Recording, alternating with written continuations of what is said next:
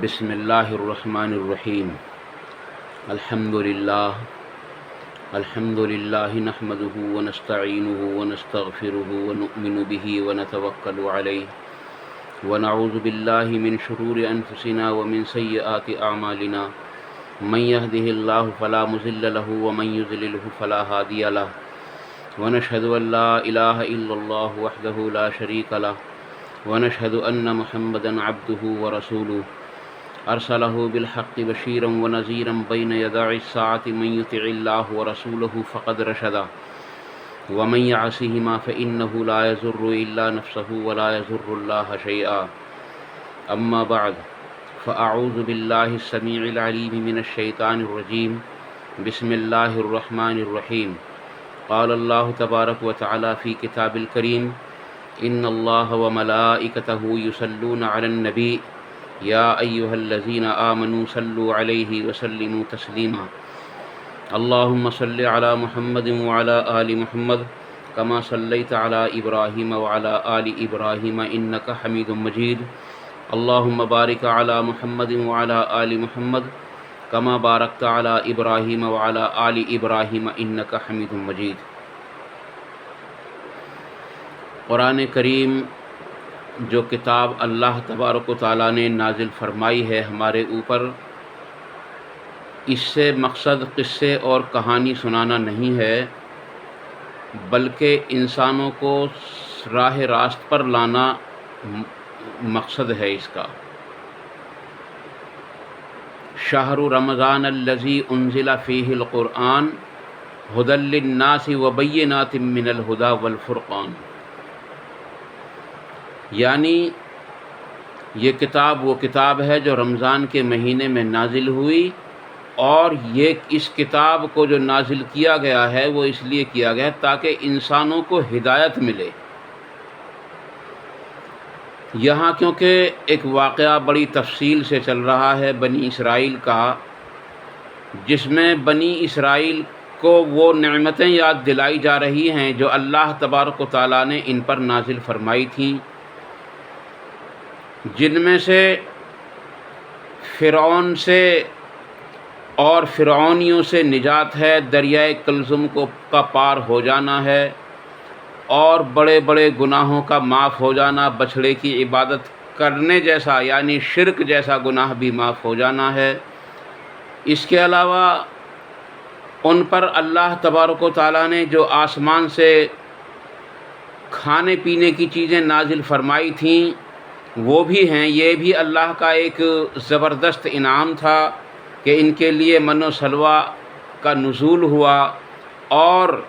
کیونکہ وہ صحرا میں چل رہے تھے اور دھوپ کی تپش سے بچنے کے لیے، کیونکہ انہوں نے جہاد سے انکار کیا تھا نا، تو اس کی پاداش میں ان کو ایک صحرا میں بھٹکا دیا گیا تھا، تو لیکن اس صحرا میں بھی اللہ تبارک و تعالیٰ نے ان پر ایسی نعمتیں فرمائیں جو بالکل یعنی کہ ایک خاص معجزہ تھا، اللہ تبارک و تعالیٰ کی طرف سے خاص انعام تھا۔ یعنی ان کے لیے کھانے کا بھی انتظام کیا، یعنی من و سلویٰ نازل کیا، سائے کا بھی انتظام کیا، یعنی ان کے لیے بادل کو مقرر کیا، روشنی کا بھی انتظام کیا، اور رات کو بیان کیا جاتا ہے کہ ان کے سامنے ایک نور کا ستون چلتا تھا، اور ایک انعام یہ کیا کہ ان کو کپڑے دھونے کی ضرورت نہیں پڑتی تھی، اور ایک انعام یہ کیا کہ ان کے کپڑے چھوٹے نہیں ہوتے تھے بلکہ بچے کے ساتھ ساتھ ویسے ہی بڑھتے چلے جاتے تھے۔ اور بھی بہت سارے انعامات ہیں جو بنی اسرائیل پر اللہ تبارک تعالیٰ نے نازل فرمائے تھے، اور ایک سب سے بڑا انعام یہ بھی ہے بنی اسرائیل پر آج بھی کہ جتنے انبیاء آئے ہیں، حضرت یعقوب علیہ السلام کے بعد میں، حضرت یعقوب علیہ السلام کے بعد میں حضرت یوسف علیہ السلام سے لے کر حضرت عیسیٰ علیہ السلام تک جتنے نبی آئے ہیں، جتنے رسول آئے ہیں، جتنے پیغمبر آئے ہیں، وہ تمام کے تمام بنی اسرائیل میں آئے ہیں لگ بھگ۔ تو عزیز دوستو، جب یہ لوگ صحرا کے اندر بھٹک رہے تھے تو ان لوگوں کو ایک حکم ہوا کہ ایک بستی ہے، اس بستی میں تم داخل ہو جاؤ۔ البتہ اس روایت میں اختلاف ہے، یہ اسی وقت کی ہے یا کچھ آگے پیچھے ہے۔ بعض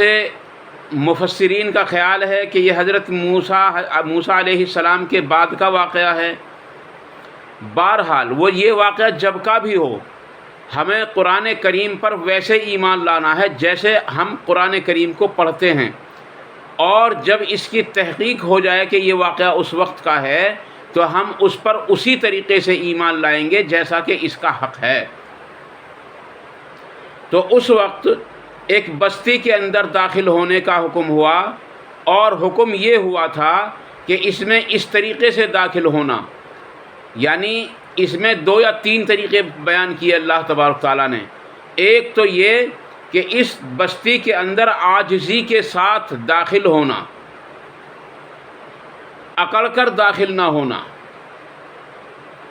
اور حتتن کے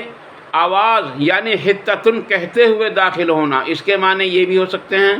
کہ اللہ تبارک تعالیٰ سے اپنے گناہوں کی معافی مانگتے ہوئے، کیونکہ اس میں آگے نغفر لکم یعنی کہ اللہ تبارک تعالیٰ تمہارے گناہوں کو بخش دے گا۔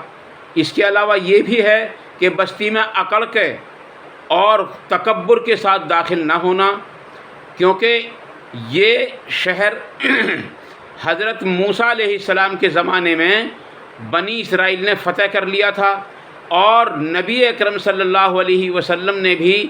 اپنے زمانے میں مکہ شہر کو فتح کر لیا تھا، لیکن اکڑ کر اور یعنی کہ تکبر کے ساتھ اس کے اندر داخل نہیں ہوئے، بلکہ عاجزی کے ساتھ داخل ہوئے اور معافی کو عام کر دیا۔ اسی طریقے سے ان لوگوں کے لیے بھی حکم تھا کہ وہ اکڑ کر داخل نہ ہوں اور معافی کو عام کر دیں۔ تو عزیز بزرگ اور دوستو، اللہ تبارک و تعالیٰ نے بنی اسرائیل کے اوپر ایسے انعامات نازل کیے ہیں، ایسی انعامات کی بارش فرمائی ہیں جس کو آج ہم اپنے خیال میں بھی نہیں لا سکتے، گمان میں بھی نہیں لا سکتے، لیکن اللہ تبارک و تعالیٰ نے اپنے نبی جناب محمد الرسول اللہ صلی اللہ علیہ وسلم پر جو انعامات نازل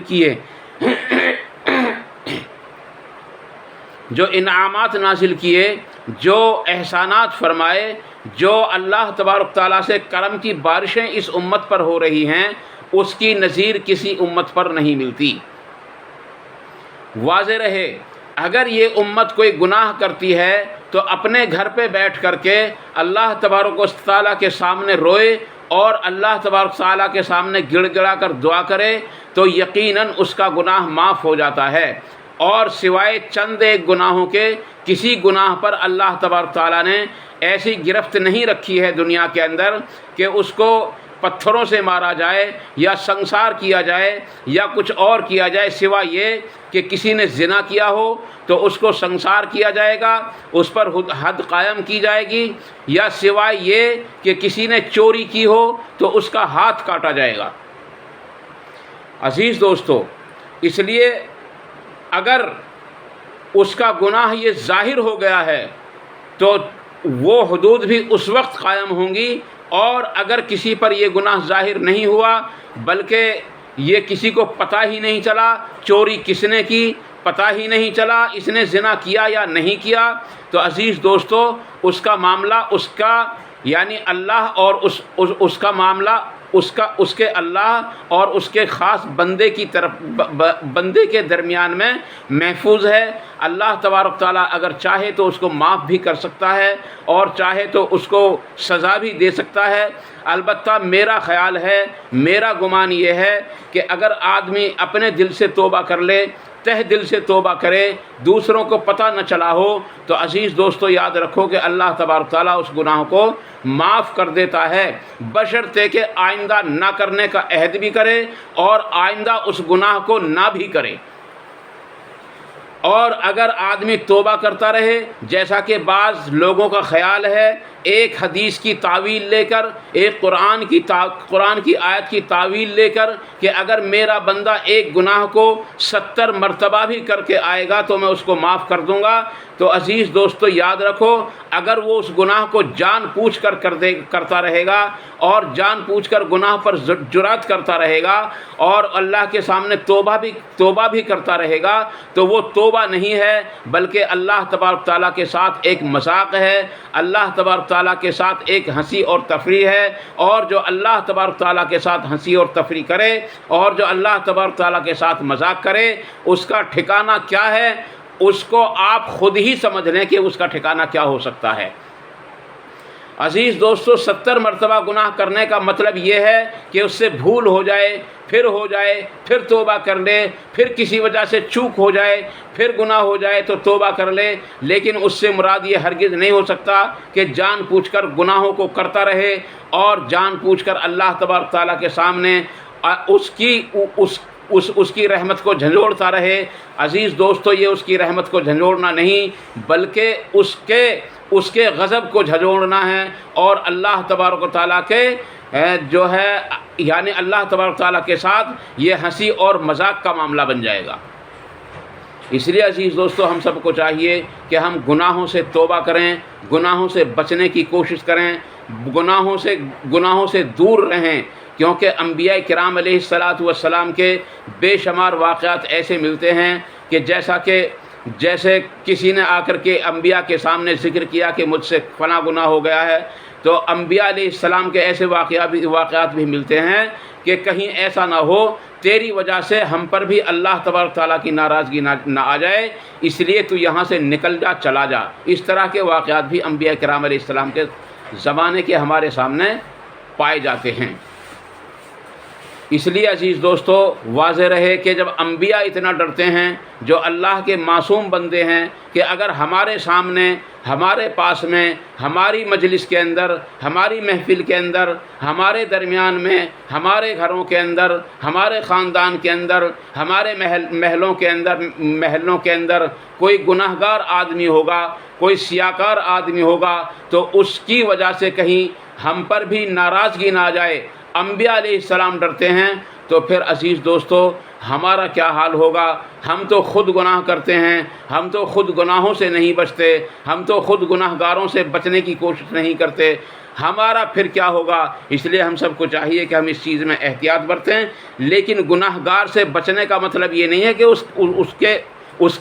کے پاس میں نہ جایا جائے، اس سے بات چیت نہ کی جائے، اس سے نہ ملا جائے، اس سے میل جول نہ کیا جائے، بلکہ اس کا مطلب یہ ہے کہ اس کے کسی چیز میں شرکت نہ کریں، بلکہ اس کو سمجھانے کے لیے اس کے پاس جائیں، اس کو سمجھانے کے لیے اس سے ملاقات کریں، اس کو سمجھانے کے لیے اس سے محبت بھی کریں، اور اگر وہ نہ مانے عزیز دوستو پھر اس کے لیے حکم یہ ہے کہ اس کو بالکل الگ کر دیں، جیسا کہ یعنی کہ اس کو جو ہے الگ کر دیں، جیسا کہ حدیث کے اندر ہے کہ جو شخص جس کی مشابہت کرتا ہے وہ جہنم میں اسی کے ساتھ ہوگا، جو شخص جس جیسے اعمال کرتا ہے اس کا حشر اسی کے ساتھ ہوگا، جو شخص جس سے محبت رکھتا ہے اس کا حشر اسی کے ساتھ ہوگا۔ اس لیے عزیز دوستو ان سے بچنے کی کوشش کریں، اظہار نفرت ہرگز نہ کریں، بلکہ اور نفرت بھی نہ کریں، بلکہ بچنے کی کوشش کرتے رہا کریں، کیونکہ بات یہ ہے کہ اگر کوئی آدمی کسی گناہ میں شریک ہوتا ہے، اس کے گناہ کرتے وقت گناہ کرنے والے کے پاس جاتا ہے، تو عزیز دوستو وہ گویا کہ اس گناہ کے اندر شریک ہوتا ہے۔ آج ہمارے اندر، ہمارے بیاہ شادیوں کے اندر، ہمارے ولیموں کے اندر، ہماری قربانیوں کے اندر جو سنت ہیں، جو بہت ضروری ہیں، جو ہمارے لیے نہایت ہی ضروری ہیں، عزیز دوستو یاد رکھو ان کے اندر آج ہم نے اتنی بدعتیں شامل کر لی ہیں، اتنے رسومات کو جو ہے جنم دے دیا ہے ان کے اندر میں کہ وہ نکاح یا چند الفاظ یا چند چیزیں جو ہیں، چند نیکیاں اس کے سامنے کوئی حقیقت نہیں رکھتی۔ اس لیے عزیز دوستو بدعت ایک ایسا گناہ ہے جس کو بدعت ایک ایسا گناہ ہے جو ناقابل معافی ہے، الا یہ کہ اللہ تبارک تعالیٰ کسی کا گناہ اپنی رحمت سے معاف کر دے۔ بدعت کے بارے میں قرآن یعنی کہ میدان حشر کے اندر جب لوگ جا رہے